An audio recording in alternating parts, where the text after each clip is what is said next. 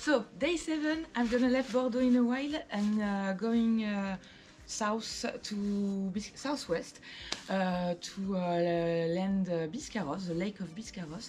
So for this I'm gonna cross. I'm gonna start to cross Les Landes, and so 2 days, 100% biking. The weather is perfect. I couldn't dream more perfect. So let's go for it and see you.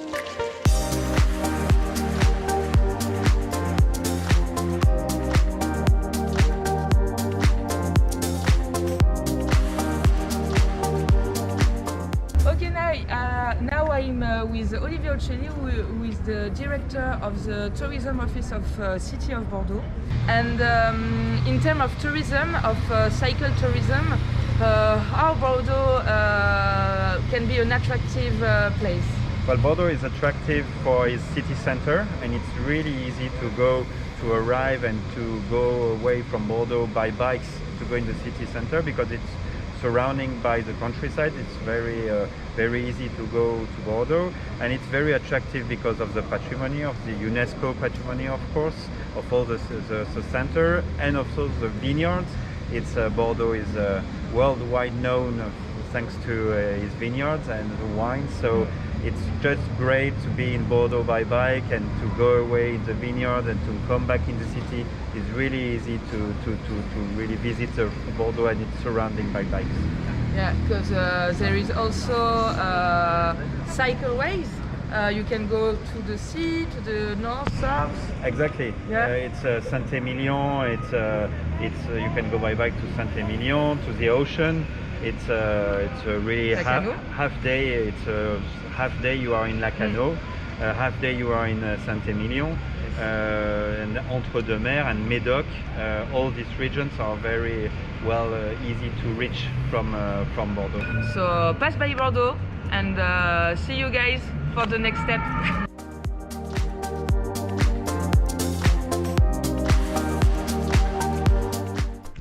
Hi, so this is my first start during the night.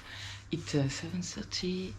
It's 7:30. I am in Biscarrosse. I'm going to Cabreton, and I will see the sunrise above the lake. So that's why I go that early. So it's 120 kilometers more or less today, and I'm gonna follow the coast. It's gonna be amazing. So I get a lot of motivation, a lot of coffees. Let's go.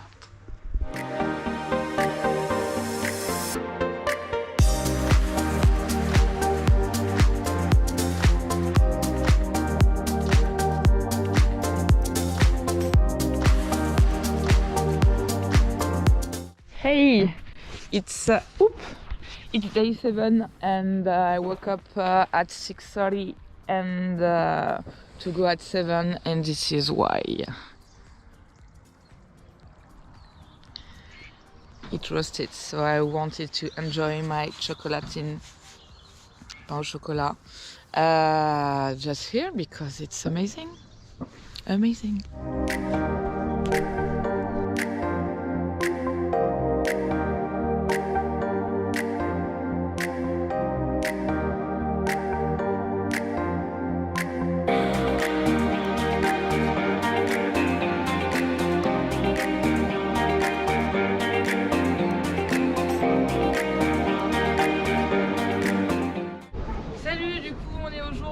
Je suis toujours à Cabreton et je suis avec Denis, qui est le directeur de l'office de tourisme de Landes Atlantique Sud. Donc voilà, ici à Cabreton, vous avez la chance d'avoir et la Vélodyssée, donc la voie vélo qui part de Nantes et qui va jusqu'à Saint-Jacques-de-Compostelle, et la Scandibérique qui part du coup des pays scandinaves et qui va jusqu'au sud de l'Espagne.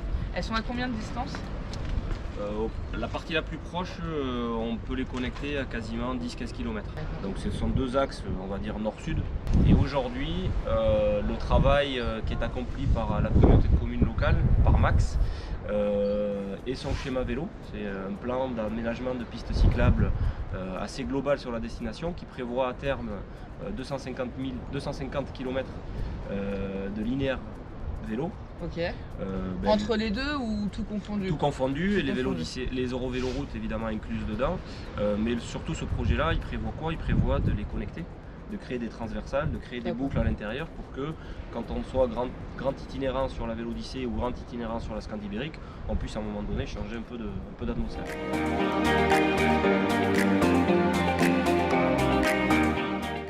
So we are here to find some people that they're gonna help us to clean the beach. So we're gonna clean from there, the post of the security post from to here. It's a huge, huge space, and we have some materials. We already found some people with motivation to help us, and so we're gonna start this in 15 minutes.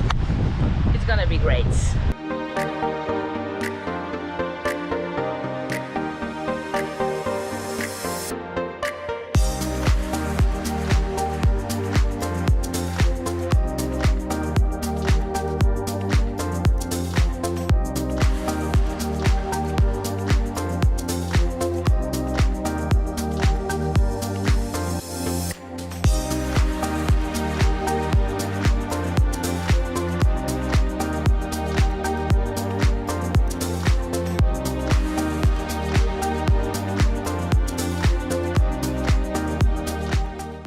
Hey, we just finished the cleaning mission.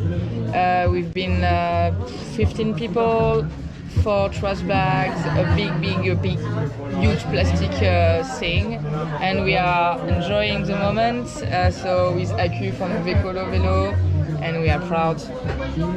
We did it. And the end is not so hard.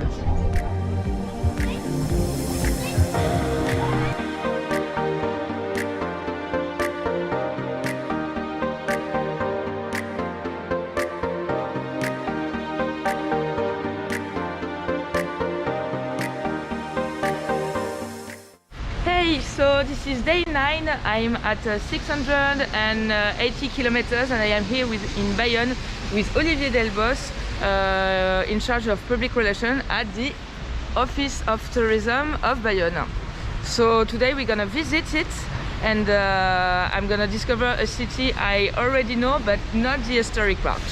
Donc du coup, Bayonne est une ville qui a le label d'art et d'histoire. Qu'est-ce que ça représente? D'où ça vient?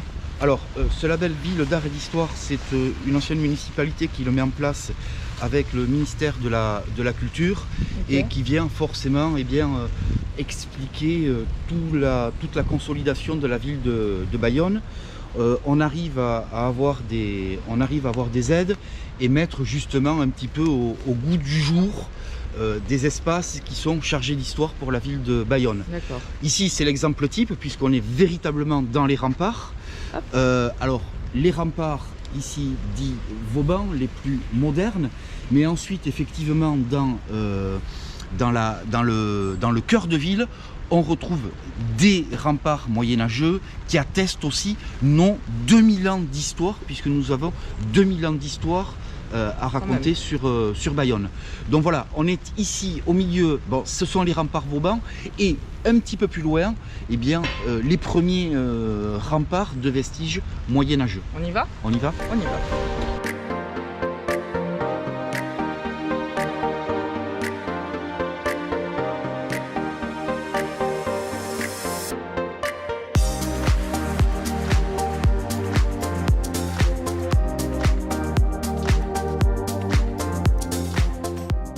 Okay, so right now we are in the cloître. It's come from the 13th century, so the cathedral here. And so what can you tell me about? Alors, le cloître est construit sur une période qui va du XIIIe au XIVe siècle. C'est un des cloîtres, en termes de superficie, un des plus importants de France. D'accord. C'est ici un lieu, puisqu'on en parlait tout à l'heure, c'est un lieu où viennent se rencontrer la population. C'est un lieu où se trouvent des marchands, il y a des échanges, il y a des réunions publiques, donc c'est véritablement un lieu de vie. Here is the Nive and here is the Adour. So it's a nevralgic point of Bayonne. What you can tell me about it? Donc la Nive, qui vient se jeter ici dans l'Adour. L'Adour qui provient bien des Hautes-Pyrénées, de la Mongie-Tourmalet, qui descend. Et donc c'est un point effectivement très important de Bayonne en matière stratégique, opération maritime, opération fluviale. En face, le quartier Saint-Esprit. Et quelques kilomètres après, eh bien, Nives, Adour vont se jeter dans l'océan Atlantique, à Anglette, où tu vas partir dans quelques minutes. Tout à fait. Voilà.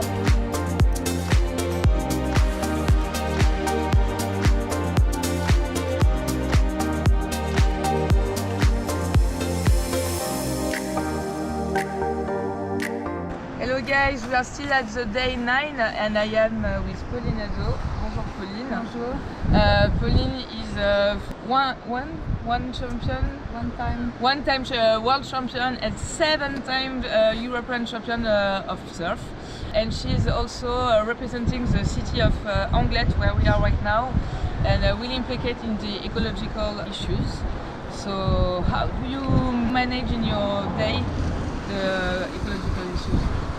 Well, as surfers, we need equipment, we need wetsuits. Initially, those are not very ecological equipments. Yeah, what's really positive is everything we see now. A lot of shapers, a lot of brands, they are trying to find ways to make their equipment better.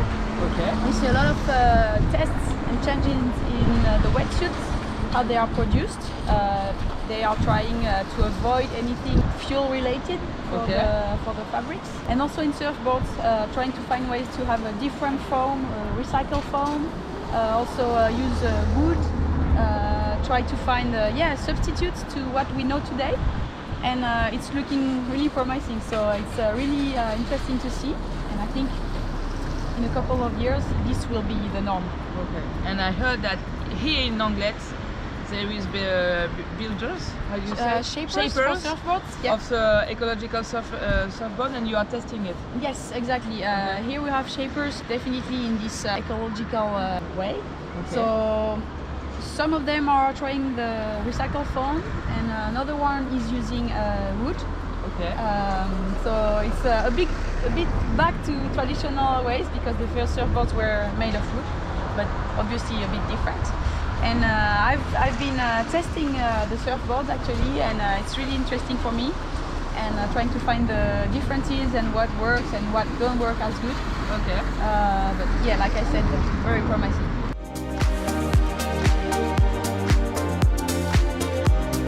Salut. Donc je suis avec Aurore de l'Office du tourisme d'Anglet. Donc là on est sur la zone haute d'Anglet, et en bas il y a le quartier de la Chambre d'Amour. Pourquoi on appelle ça la Chambre d'Amour?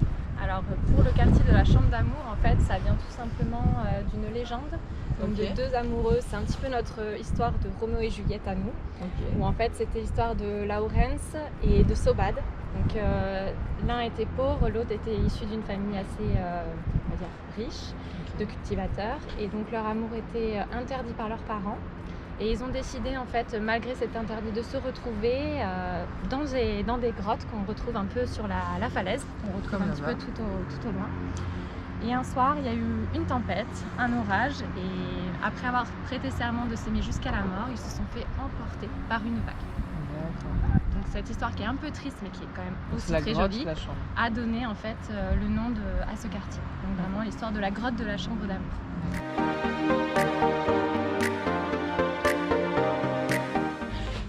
So we talked about before about the Chambre d'Amour, so the room of love, the room where Laurens and Sobad died because of a storm, when they were sleeping together, hiding from their family.